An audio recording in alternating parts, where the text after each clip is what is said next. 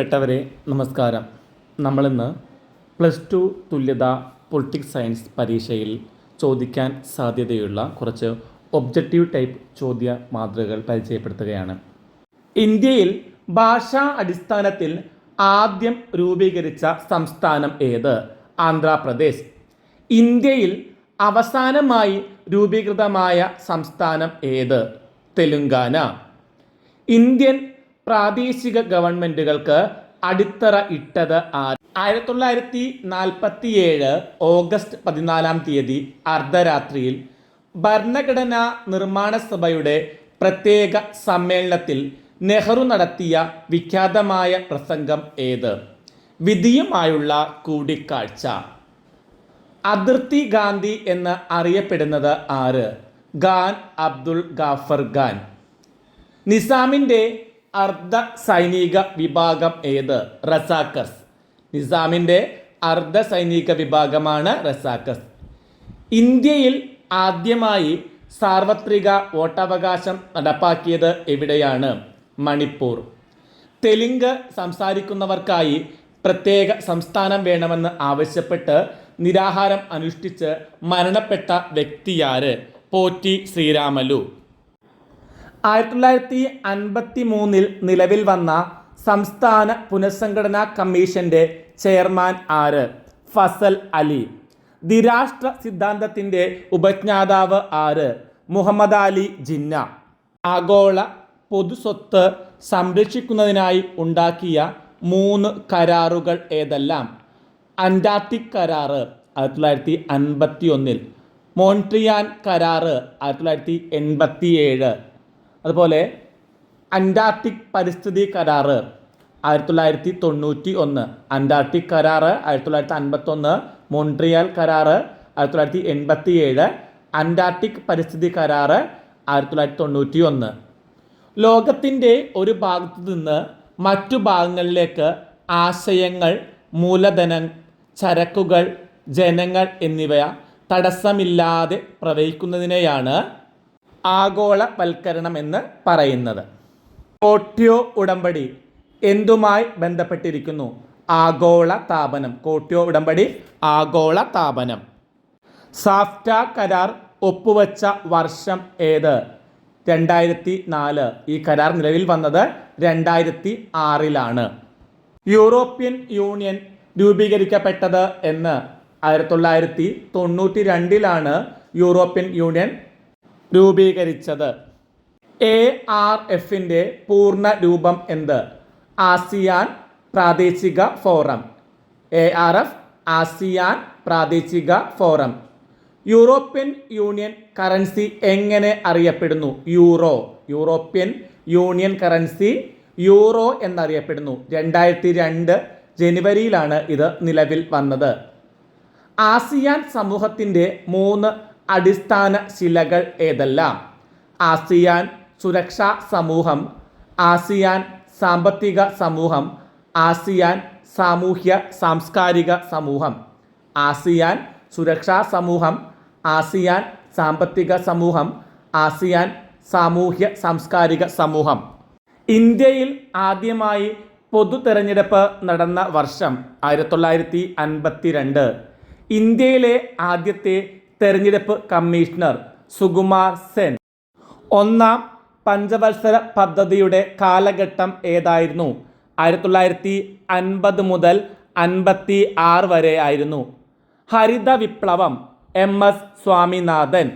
ഹരിത വിപ്ലവം MS സ്വാമിനാഥൻ. ഇന്ത്യയുടെ പാൽക്കാരൻ വർഗീസ് കുര്യൻ.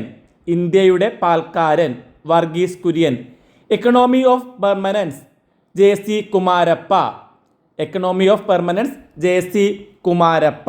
1ാം ചേരിചേരി സമ്മേളനം നടന്നത് ബൽഗ്രേഡിൽ 1961. ജയ് ജവാൻ ജയ് കിസാൻ എന്ന മുദ്രാവാക്യത്തിൻ്റെ ഉപജ്ഞാതാവ് ലാൽ ബഹദൂർ ശാസ്ത്രി. ഗരീബി ഹഠാവോ എന്ന മുദ്രാവാക്യം ആരുമായി ബന്ധപ്പെട്ടിരിക്കുന്നു? ഇന്ദിരാഗാന്ധി. പ്രതിപക്ഷ പാർട്ടികളുടെ ഐക്യത്തെ കോൺഗ്രസ് ഇതരത്വം എന്ന് വിശേഷിപ്പിച്ചത് റാം മനോഹർ ലോഹ്യ. ഇന്ത്യയിലെ ആദ്യത്തെ കോൺഗ്രസ് ഇതര പ്രധാനമന്ത്രി ആരായിരുന്നു? മൊറാർജി ദേശായി. അടിയന്തരാവസ്ഥ കാലത്ത് സമ്പൂർണ്ണ വിപ്ലവത്തിന് ആഹ്വാനം ചെയ്തത് ആര്? ജയപ്രകാശ് നാരായണൻ. ചിപ്കോ പ്രസ്ഥാനം ഏത് സംസ്ഥാനത്തിലാണ് ആരംഭിച്ചത്? ഉത്തരാഖണ്ഡ്. ദളിത് പാന്തേഴ്സ് ആരംഭിച്ചത് എവിടെ? മഹാരാഷ്ട്രയിൽ. 1970 ദളിത് പാന്തേഴ്സ് ആരംഭിച്ചത്. നർമ്മദ ബച്ചാവോ ആന്തോളന് നേതൃത്വം കൊടുത്തത് ആര്? മേധാ പട്കർ. ക്യൂബൻ മിസൈൽ പ്രതിസന്ധി ഉണ്ടായത് ഏതു വർഷത്തിലാണ്? 1962. മുതലാളിത്ത ചേരിയിലെ രാജ്യങ്ങൾ ഏതെല്ലാം? America, Britain, France. മുതലാളിത്ത ചേരിയിൽ അമേരിക്ക, ബ്രിട്ടൻ, ഫ്രാൻസ്. കമ്മ്യൂണിസ്റ്റ് ചേരിയിൽ റഷ്യ, ക്യൂബ, ചൈന. ചേരിചേരാ രാജ്യങ്ങളിൽ India, Egypt, Indonesia. Soviet Union ഔപചാരികമായി ഇല്ലാതായ വർഷം ഏത്? 1991 ഡിസംബർ 25. സോവിയറ്റ് യൂണിയന്റെ അവസാനത്തെ പ്രസിഡന്റ് ആരായിരുന്നു? ഗോർബച്ചോവ്.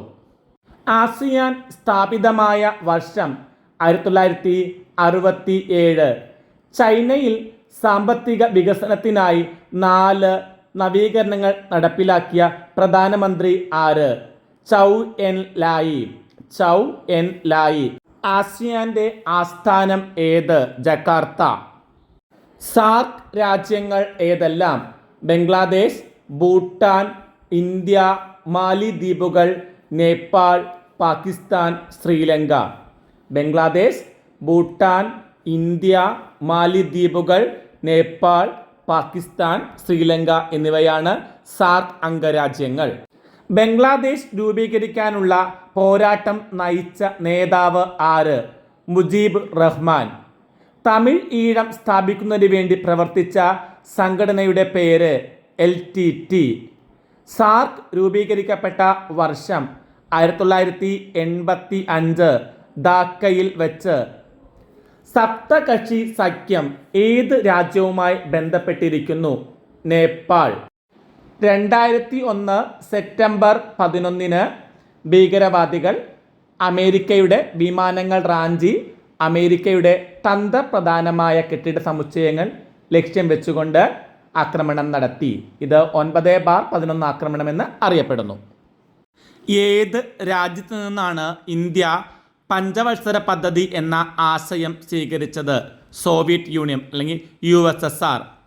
പരിസ്ഥിതി പ്രശ്നങ്ങളെക്കുറിച്ച് ചർച്ച ചെയ്യുന്ന ലിമിറ്റ്സ് ടു ഗ്രോത്ത് എന്ന പുസ്തകം പ്രസിദ്ധീകരിച്ചത് ആര്? ക്ലബ് ഓഫ് റോം ആണ് പ്രസിദ്ധീകരിച്ചത്. താഴെ കൊടുത്തിരിക്കുന്നവയിൽ നിന്നും ബീഹാർ പ്രസ്ഥാനത്തിൻ്റെ നേതൃത്വം ഏറ്റെടുക്കാൻ ജയപ്രകാശ് നാരായണൻ മുന്നോട്ട് വച്ച നിബന്ധന ഏത്? ഉത്തരം മാത്രം പറയുന്നു.